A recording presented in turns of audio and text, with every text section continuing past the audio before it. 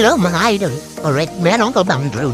Kung meron kang drone, panoorin mo to. Pero pag wala pang drone, bahala ka na kung gusto mong panoorin to or mag-skip ka na lang sa other videos. Okay, ngayon, mag-upgrade tayo ng drone natin.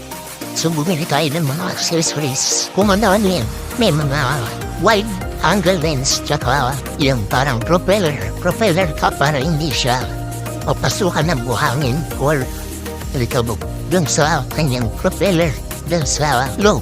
Kasi pag once na pasukan ng buhangin, hindi na siya iikot. Sensitive kasi yung part niya. Alright, panoorin mo na lang. I-install na natin. DIY lang to. Sa eBay ko lang binili yun. Yung pag may drone ka kasi kailangan mo ingatan yun. Kasi sensitive yan tapos medyo mahal. Kaya siyempre kailangan konting pag-iingat. Yan, so bali tinatanggal ko na yung mga propeller niya. Bali meron dalawang tornilyo.